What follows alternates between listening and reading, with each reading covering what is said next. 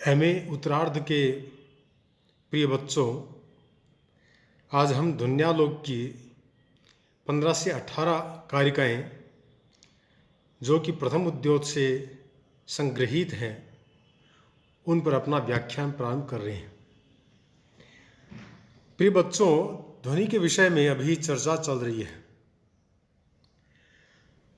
आज ध्वनि का विषय क्या हो सकता है, इस बात को लेकर ध्वन्यालोककार आनंदवर्धन कह रहे हैं, उक्त्यंतरेणाशक्यम यत् तच्चारुत्वं प्रकाशयन् शब्दो व्यंजकतां बिभ्रत् ध्वन्योक्तेर्विषयी भवेत्। अत्र चौदाहृते विषये नोक्त्यंतराशक्य चारुत्व व्यक्ति हेतु शब्दः। अर्थात जो चारुत्व दूसरी उक्ति से प्रकाशित नहीं किया जा सकता, चारुत्व का मतलब सौंदर्य, उसको प्रकाशित करने वाला और व्यंजकता यानी व्यंजना व्यापार को धारण करने वाला शब्द ध्वनि इस उक्ति का विषय हो सकता है।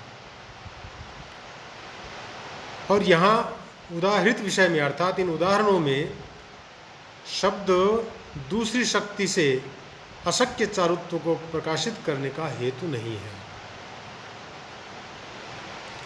यहाँ उक्त्यंतरेण इस शब्द का प्रयोग किया गया है। लोचनकार के अनुसार ध्वनि से व्यतिरिक्त व्यवहार क्षेत्र में प्रसिद्ध शब्दार्थ के व्यापार विशेष द्वारा इस प्रकार का अर्थ यहाँ पर ग्रहण करना चाहिए। और शब्द को यहाँ पर जो ग्रहण किया गया उसका तात्पर्य क्या है, तो लोचनकार ने इसके विषय में लिखा है कि शब्द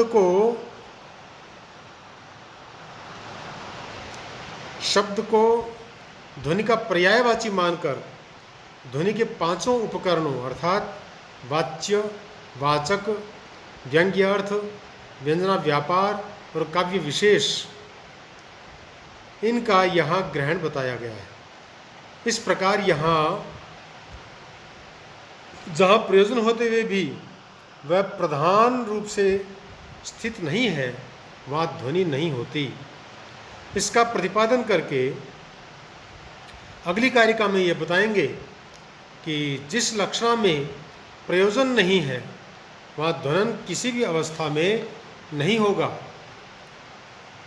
आचार्य आनंदवर्धन अब कह रहे हैं, किंच रूढ़ा ये विषयन्यत्र शब्दः स्वविषयादपि लावण्याद्यः प्रयुक्तास्ते न भवन्ति पदम ध्वनेः।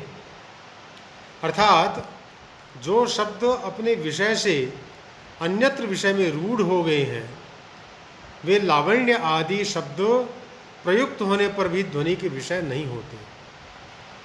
अर्थात वृत्ति में स्पष्ट करते हुए स्वयं ध्वनिकार ने फिर कहा है, तेषु चोपचरित शब्द वृत्तिरस्तीति तथा विधे च विषय क्वचित संभवन्नपि ध्वनि व्यवहार प्रकारांतरेण प्रवर्तते न तथाविध शब्द मुखेन। अर्थात उन शब्दों में उपचरित यानी लक्षित शब्द वृत्ति है, उस प्रकार के विषय में कहीं पर संभव होता हुआ भी ध्वनि का व्यवहार प्रकारांतर से प्रवृत्त होता है, न कि उस प्रकार के शब्द के द्वारा। यहाँ रूढ़ा शब्द का प्रयोग किया गया है। यहाँ कहने का तात्पर्य यह है कि लक्षणा के दो भेद हैं, एक तो रूढ़ा और दूसरा प्रयोजनवती।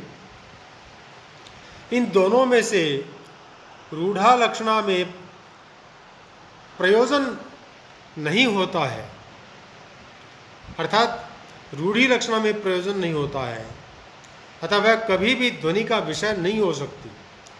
जैसे लावण्य आदि शब्द अपने मुख्य अर्थ लवण रस युक्तत्व आदि से अन्यत्र सौंदर्य आदि अर्थों में रूढ़ हैं।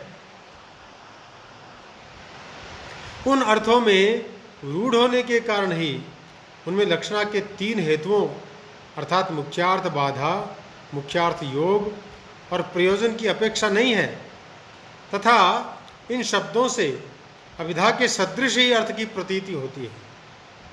इस कारण रूढ़ा लक्षणा में लावण्य आदि पदों द्वारा प्रयोजन अर्थात व्यंग्य अर्थ की प्रतीति न होने से ध्वनि का व्यवहार नहीं हो सकता। यहाँ आदि पद से आनुलोम्यम, प्रातिकूल्यम, सब्रह्मचारी इत्यादि लाक्षणिक शब्दों का ग्रहण करना चाहिए। रोयों के अनुकूल मर्दन अर्थात अनुलोम कहलाता है। कूल के प्रतिपक्षतया स्थित स्रोत प्रतिकूल होता है। समान गुरु जिनके हैं वे सब ब्रह्मचारी होते हैं। इस प्रकार ये इनके मुख्य अर्थ हैं। अन्य क्रमशः अनुरोधी, विरोधी तथा तुल्य अर्थ उपचरित यानी लक्षित ही हैं। और यहाँ किसी भी प्रयोजन को उद्देश्य करके लक्षणा नहीं प्रवृत्त हुई है, अतः यहाँ ध्वनि व्यवहार नहीं होगा। अब अगली कारिका में यह सिद्ध किया जाएगा कि प्रयोजनवती लक्षणा में प्रयोजन यानी व्यंग्य अर्थ की प्रतीति लक्षणा के द्वारा नहीं होती है। आचार्य आनंदवर्धन कहते हैं, अपि च मुख्यां वृत्तिं परित्यज्य गुणवृत्त्यार्थ दर्शनम यदुद्दिश्य फलम तत्र शब्दो नैव स्खलत गति।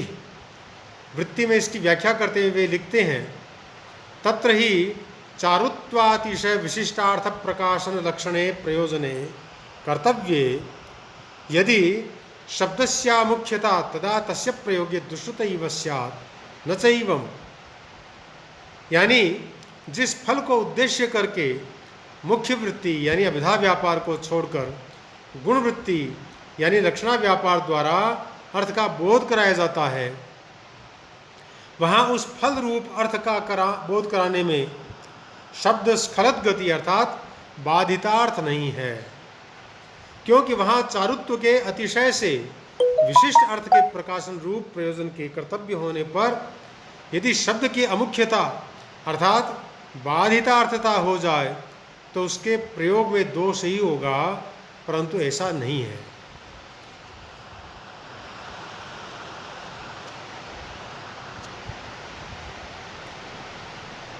यहाँ मुख्यावृत्ति कारिका में इन शब्दों का प्रयोग किया है। लोचनकार के अनुसार तात्पर्य यह है कि मुख्य वृत्ति अर्थात अविधा व्यापार को छोड़कर गुण वृत्ति यानी लक्षणा व्यापार द्वारा जो अमुख्यार्थ का दर्शन अर्थात प्रत्यायन होता है, वह जिस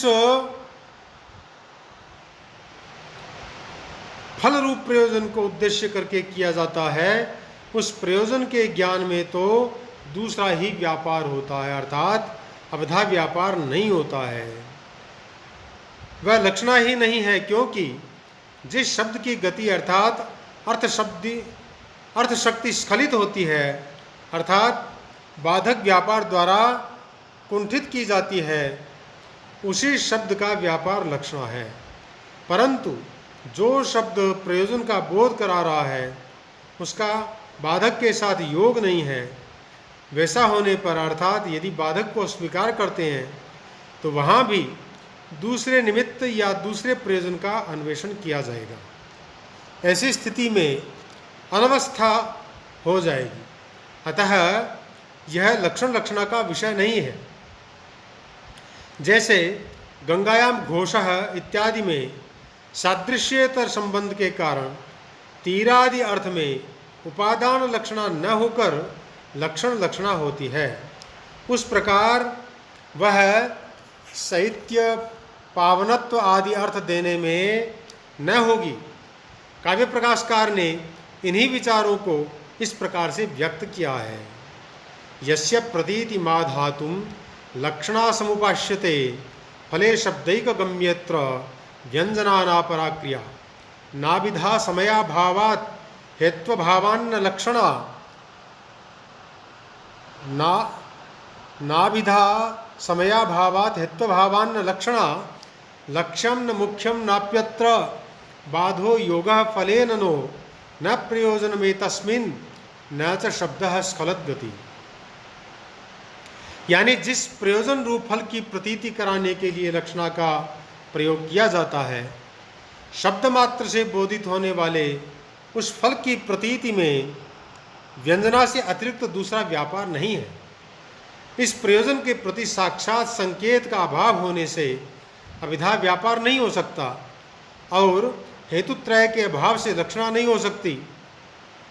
हेतुत्रय की अनुपस्थिति इस प्रकार है, यहाँ लक्ष्य अर्थ मुख्य अर्थ नहीं है तथा न यह लक्ष्य अर्थ बाधित होता है, न लक्ष्य अर्थ का प्रयोजन रूप अर्थ से कोई संबंध है, न प्रयोजन को लक्ष्य अर्थ मानने पर अन्य कोई प्रयोजन प्रतीत होता है और न शब्द स्खलित गति है।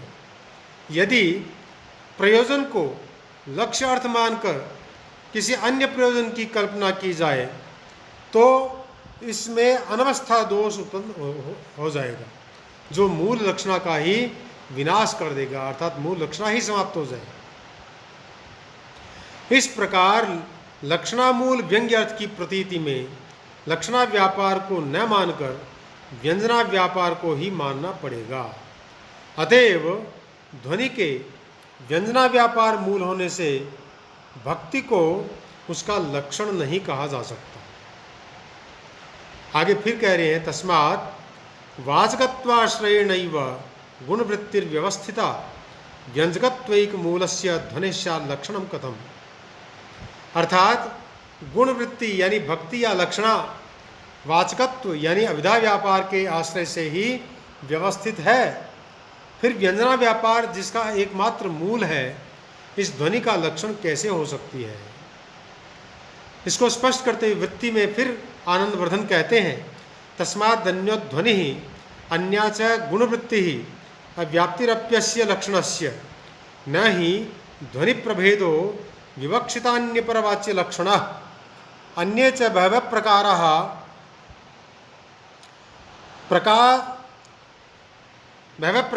भक्त्या व्याप्यन्ते तस्मात् भक्ति अलक्षणम। यानी इसलिए ध्वनि भिन्न है और गुणवृत्ति भिन्न है। इस लक्षण में अर्थात भक्ति को ध्वनि का लक्षण कहने में अव्याप्ति यानी लक्ष्य में लक्षण की अप्राप्ति नामक जो दोष होता है वह भी होता है, क्योंकि विवक्षितान्य परवाच्य नामक ध्वनि का भेद अविधामूल ध्वनि और अन्य बहुत से ध्वनि के प्रकार भक्ति यानी लक्षणा से व्याप्त नहीं है। अतः भक्ति यानी जो लक्षणा है वह ध्वनि का लक्षण नहीं है। यहाँ तस्मात् शब्द का प्रयोग करके और इस कारिका का कथन किया गया है। लोचनकार के अनुसार चूंकि लक्षणा अभिधा की पुच्छ स्वरूपा ही होती है, इसलिए वह अभिधा व्यापार का आश्रय लेती है। अभिधा का बाध होने पर ही उसका समुन्मेष होता है और अभिधा की पुच्छभूता होने के कारण ही वह गुणवृत्ति है। यह गुणवृत्ति गौण तथा लाक्षणिक दो प्रकार की होती है।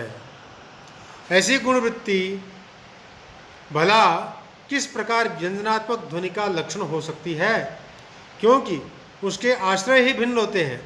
अर्थात गुणवृत्ति का आश्रय विधा होती है और ध्वनि व्यंजनामूलक होती है।